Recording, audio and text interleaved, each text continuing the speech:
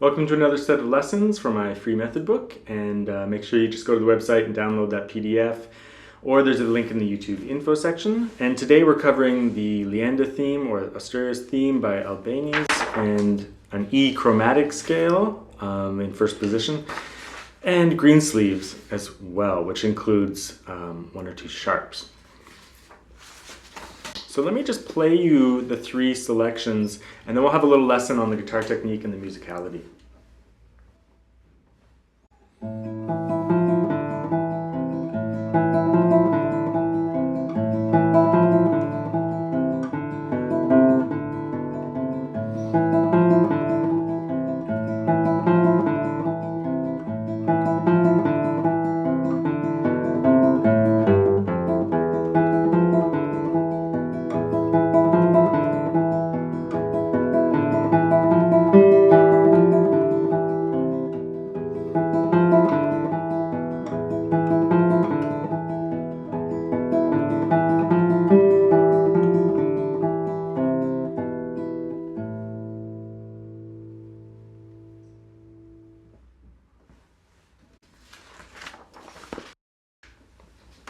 In the chromatic scale.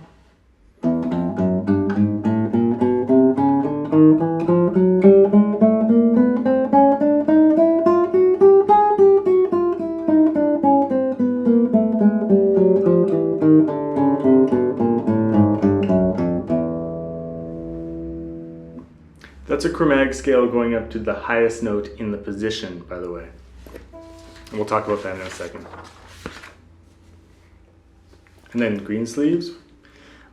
Usually this would be, if you're taking lessons with a teacher, I recommend that you be able to play this with them accompanying with chords, but for now we'll just play the melody.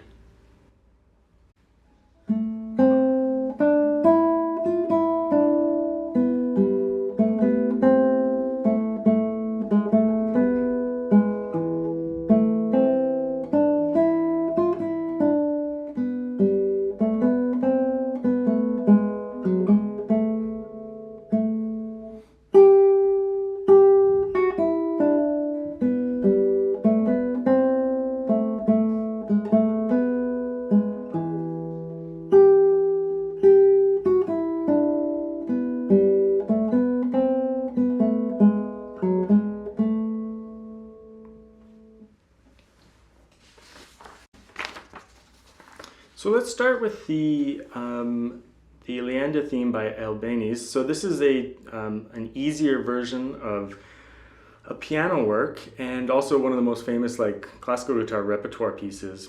And when you're much more advanced, you can try out the original, but in this case, this is just the theme from it, and it's in first position for beginners. So not too much to talk about here. The melody is in the thumb, so you might want to practice just playing the melody on its own.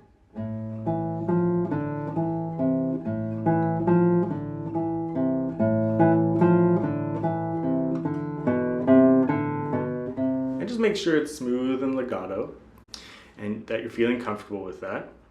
In this case, there's 6 beats per bar, and they're grouped into 3 at a time, right?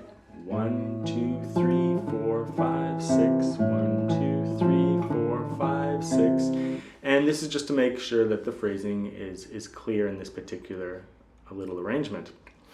Use your top finger on the above note, but just keep it not too loud. All your focus should be on phrasing the thumb.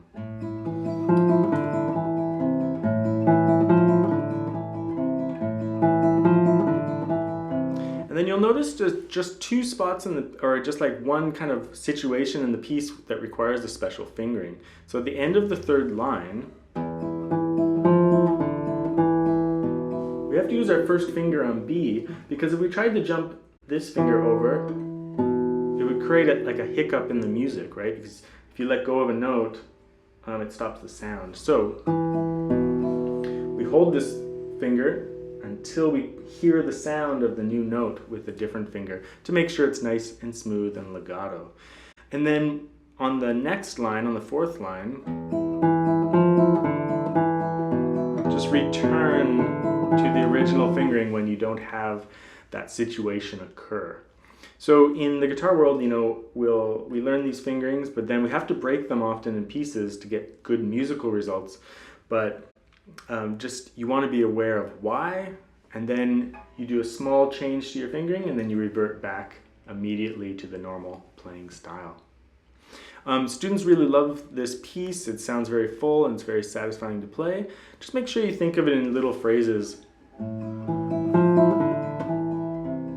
And then that repeats 3 times. And you can do a little bit of a crescendo and decrescendo in the phrase there.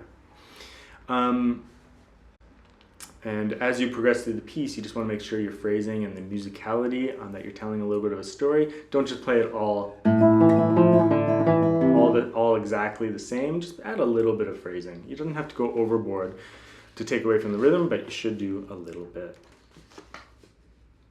This E chromatic scale is just like a playing exercise to supplement the learning of accidentals on the guitar. Accidentals meaning sharps and flats. And so the previous pages talk about that, and then this is just the exercise. So in this particular scale, it's a 1 finger per fret rule. So if you're playing on the 1st fret, you use your 1st finger. If you're on the 4th fret, you use your 4th finger. Even on these ones, we might be used to playing D with our 4th finger, but in this case, we're going to play D with our 3rd and D sharp with our 4th. This usually scales go from the root, which in this case is an E, to the next octave, to the high octave.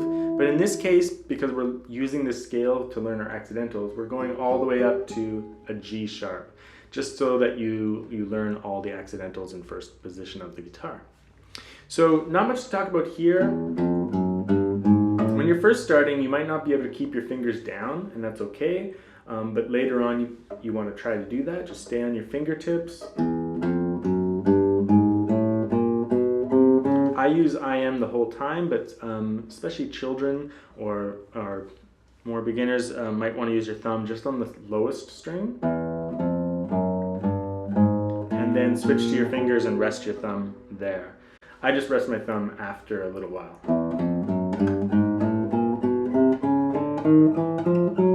For security. Learning this pattern is going to be very, very important as you progress and play more music that is more complicated and has the accidentals. So make sure you know that one really well. Greensleeves, this is a very popular tune, of course, and I've included it here just to give you a piece, a simple melody piece with accidentals that you know what it sounds like. Not too much to talk about here. You have a G sharp on your 1st fret with your 1st finger, so that occurs at the end of the 1st line. So it's just going from A down to G sharp back to A, and the beginning of the 2nd line. Sometimes it's nice if you hold those notes down. You can create a little bit of harmony as you play. On that 2nd bar of the 2nd line, you might hold this E and play the next A with your 3rd finger so that it's smooth from E to A. But don't worry about it. If you just use your 2nd finger, just make sure you get a little bit of length out of the E. Oops. But when I've been doing it, I've been holding my 2nd finger and then using my 3rd finger on A. At the beginning of the 3rd line, it might seem like a little bit of a reach, but try to keep your 1st finger on G sharp and then just reach your 4th finger over. Not this. So if you let go of the note, it's not going to be very legato, not very connected. So just hold on to that note.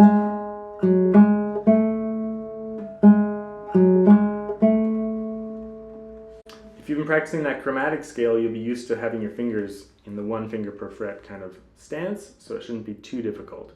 Some students don't hold their hand properly, they hold it like this, so getting that F sharp is like a big reach.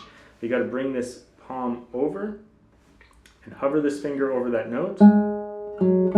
See how I just put my finger down and then off? It's really simple that way. Okay, and then the next set of lessons will be some of the last few solo pieces, or at least 3 of the last ones, and then there'll be 2 more after that. So you can look forward to that, and just make sure you're also keeping up with the other lesson videos that I've been posting. Thanks.